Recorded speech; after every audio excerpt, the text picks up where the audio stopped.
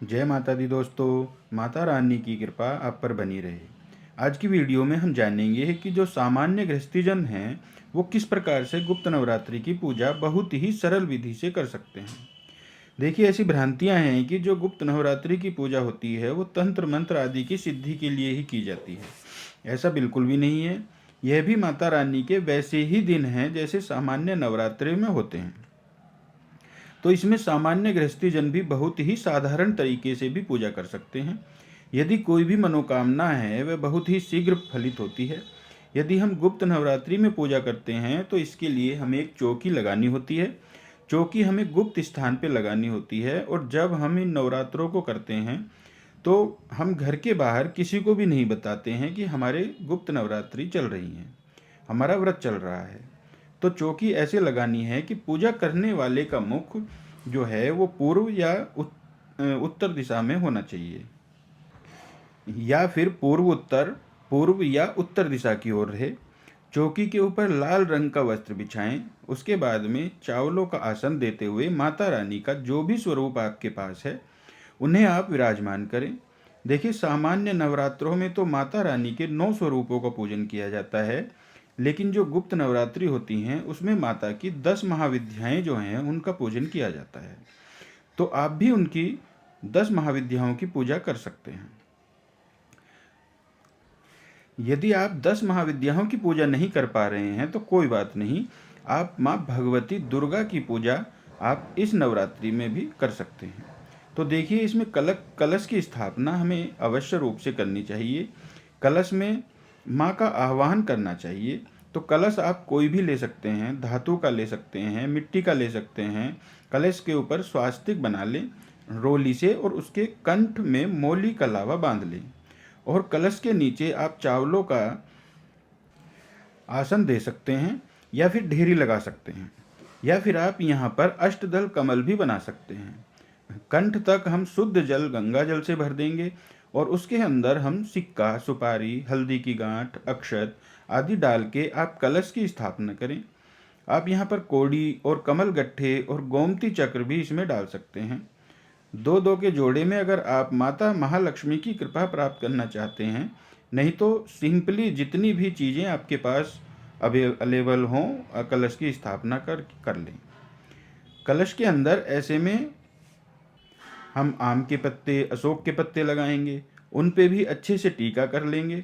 कलश के ऊपर एक पूर्ण पात्र रखेंगे, उसके ऊपर हम अक्षत ऐसे कोई भी अनाज रख लेंगे, और एक नारियल लेंगे पानी वाला, जटा वाला। उसके ऊपर ऐसे चुनरी लपेट करके और कलावा लपेट के ऐसे नारियल देखिए, और उसके बाद में उसके मुख पर रख देंगे।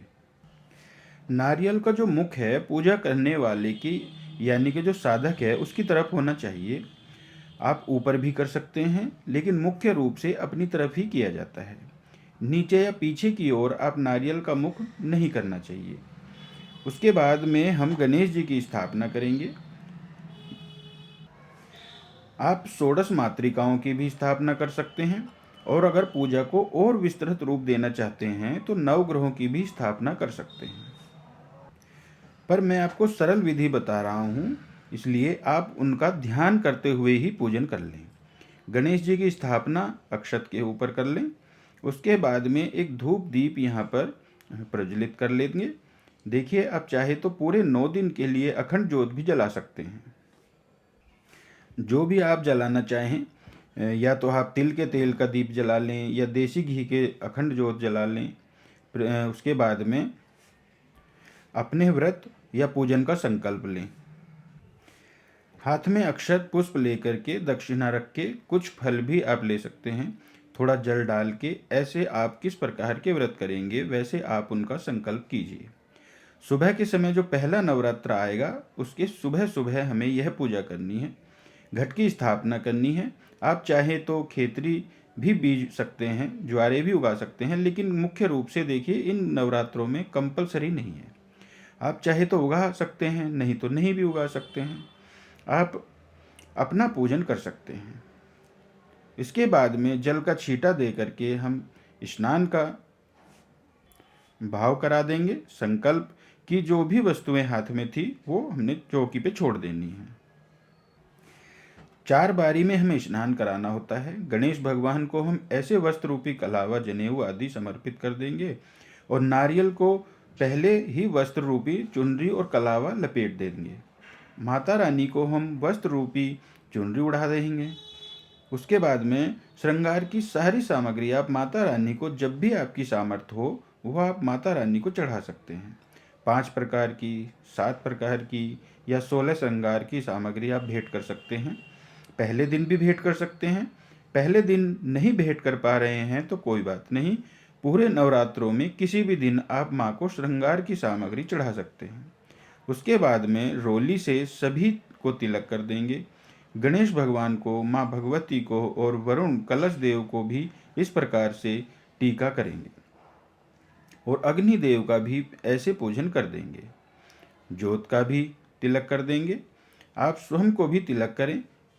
इस पूजा में सभी को, जो भी घर में परिवार में सदस्य हों, वह भी सम्मिलित आपके साथ हो सकते हैं। सभी परिवार को सम्मिलित कर लें और सभी को टीका करें। सभी के हाथ में कलावा बांधें। बस बाहर हमें इस पूजा के बारे में किसी को भी नहीं बताना है। सभी को हम अक्षत इस तरीके से समर्पित कर देंगे। इसके बाद में माँ को लाल रंग के गुड़हल का फूल बहुत ज़्यादा प्रिय है। अगर आपको मिल पाए तो यह आप यहाँ पर चढ़ा दें। गणेश भगवान को भी बहुत प्रिय है लाल गुड़हल, तो उन्हें भी चढ़ा दें। उसके अलावा आप गुलाब के या जो भी फूल आपको मिल पाएँ वो आप माता को समर्पित कर सकते हैं। माँ भगवती को लाल रंग अति प्रिय है, तो हो सके तो आप भी लाल रंग के वस्त्र पहन करके ही पूजा करें। सुबह के समय यह पूजा करनी है पहले नवरात्रि को, और उसके बाद में भोग में मुख्य रूप से यहाँ पर लौंग बतासे का भोग लगाना है। आप पंचमेवे का भी भोग लगा सकते हैं। यह मुख्य भोग होता है माँ का। इसके अलावा देखिए, मेवा, मिठाई जो भी हो, फलाहारी भोग आप कुछ भी लगा सकते हैं माँ को। तो लौंग बतासे का भोग तो माता को लगाना ही है। और इसी के साथ में जो भी ऋतु फल हो उनका भी भोग लगा सकते हैं। और कोई भी अपने मिठाई घर पे बनाई हो उसका भी भोग आप माँ को समर्पित कर सकते हैं। इस प्रकार से भोग लगाने के बाद मुख शुद्धिकरण के लिए माँ को पान समर्पित किया जाता है। तो पान के ऊपर लौंग, इलायची रखते हुए माँ को समर्पित कर दें और मिश्री भी माँ को समर्पित कर दें। बतासा भी रख सकते हैं। अगर आपके पास गुलकंद है तो वह भी रख सकते हैं। माँ को मीठा पान का भोग लगाया जाता है। इस प्रकार से माँ को पान समर्पित कर देंगे। बाद में चाहे तो इस पान को आप प्रसाद के रूप में किसी को भी खाने को दे सकते हैं, या फिर इसे अग्नि में भी समर्पित कर सकते हैं। छोटा सा हवन आप कर सकते हैं। हो सके तो दोनों समय करें, नवरात्रि में या फिर एक समय तो आप अवश्य कर लें। सुबह या शाम को आप शुरू में डिसाइड करें। सुबह का डिसाइड करें तो सुबह ही को ही करें, शाम का डिसाइड करें तो शाम को ही करें। गाय के गोबर का उपला सुलगा लें। उसके ऊपर घी और कपूर से अग्नि प्रज्वलित कर लें। सबसे पहले लौंग के जोड़े उसमें चढ़ाए जाते हैं और उसके बाद में लौंग और बतासे को घी में लगा करके माँ को कोई भी मंत्र बोलते हुए, जैसे कि माँ का नवाण मंत्र है, ओम ऐं ह्रीं क्लीं चामुंडाय विच्चे बोलते हुए, या फिर ओम दुम दुर्गे नमः, या जो भी मंत्र आपको आता है वह बोलते हुए लौंग के जोड़े चढ़ा देंगे। आप घर में सभी से लौंग के जोड़े चढ़वा सकते हैं। उसी के साथ में हवन सामग्री से आप यहाँ पर 5-7 आहुतियाँ दे दीजिए। इन दिनों में मंत्र जाप करने का बहुत ही विशेष महत्व है, तो माँ के कुछ मंत्र आप जरूर बोलते हुए आहुतियाँ दें। हवन सामग्री बना करके रख लीजिएगा, आहुतियाँ दे दीजिएगा। फिर हम ऐसे एक लोटा का, जल का जो लोटा है, भर के रखते हैं। हाथ में अक्षत पुष्प लेकर के यहाँ पर आप माता दुर्गा की कोई भी कथा सुन सकते हैं। कथा का वीडियो आपको हमारे चैनल पे मिल जाएगा। नवरात्रि की जो व्रत कथा होती हैं उसका वीडियो मिल जाएगा। और आप चाहे तो 10 महाविद्या है ना, उनकी प्रत्येक दिन की कोई ना कोई कथा है, उनको भी आप सुन सकते हैं हमारे चैनल पर। तथा कथा संपूर्ण हो जाएगी तो चौकी के ऊपर ही हम इस जल को छोड़ देंगे और अक्षत पुष्प लिए हैं, उसके बाद में हम आरती कर लेंगे। सबसे पहले गणेश जी की आरती करेंगे, वरुण कलश देव की आरती उतारेंगे, उसके बाद में माता दुर्गा की इस प्रकार से हम आरती कर लेंगे। सारी आरतियां आपको हमारे चैनल पर मिल जाएंगी। माता दुर्गा की आरती जो भी आपको आती हो वो आप कर सकते हैं। माता की आरती करने के बाद में कुछ न कुछ दक्षिणा जरूर समर्पित करें। तो ऐसे हमारे पहले दिन की सुबह की पूजा हो जाएगी। दिन में आप व्रत रखेंगे। यदि व्रत भी नहीं कर पा रहे हैं तो शुद्ध सात्विक रहते हुए शाम को भी यहाँ पर चौकी पर पूजा करनी होती है। और अगले दिन भी यहाँ कुछ ना कुछ आप साफ सफाई करने के बाद में पूजा करें, धूप दीप आरती करें और छोटी सी अगरी हवन हमें यहाँ करना चाहिए। सेम इसी विधि से पूरे 9 दिन तक हमें पूजा करनी होती है। पूजा जब हो जाए तो 3 बार जल का छींटा आप जरूर दीजिएगा। इसे आचमनी करना बोलते हैं। इस तरीके से पूजा में रही कमियों के लिए आप क्षमा याचना माता से अवश्य करें। अपनी मनोकामनाओं की पूर्ति के लिए माता रानी से हम प्रार्थना कर लेंगे। और गुप्त नवरात्रि की पूजा जो सिंपल साधारण से गृहस्थी जन हैं वे बहुत ही सरल विधि से कर सकते हैं। 10 महाविद्याओं की आप पूजा नहीं कर सकते तो माता दुर्गा की पूजा आप अवश्य करें। दुर्गा चालीसा का पाठ करें। दुर्गा सप्तशती का पाठ बहुत ही विशेष इन दिनों में 9 दिनों में माना जाता है। आप दुर्गा कवच का पाठ कर सकते हैं। आप सिद्ध कुंजिका स्तोत्र का पाठ कर सकते हैं। ये सब हमारे चैनल पर आपको मिल जाएगा। इसको करने और सुनने दोनों का फल एक ही जैसा होता है। तो यह 9 दिन होते हैं गुप्त नवरात्रि के। यह बहुत ही विशेष होते हैं। गुप्त स्थान पर गुप्त रहते हुए और मौन रहते हुए इस साधना को हमें करना चाहिए। बाहर किसी को भी हमें नहीं बताना चाहिए। गुप्त नवरात्रि इसीलिए इनको कहा जाता है। यह जो दिन होते हैं, यह जो सामान्य नवरात्रि होती है ना, उनसे भी ज़्यादा विशेष माने जाते हैं, क्योंकि अपने इष्ट देव के मंत्रों को इन दिनों में सिद्ध किया जाता है।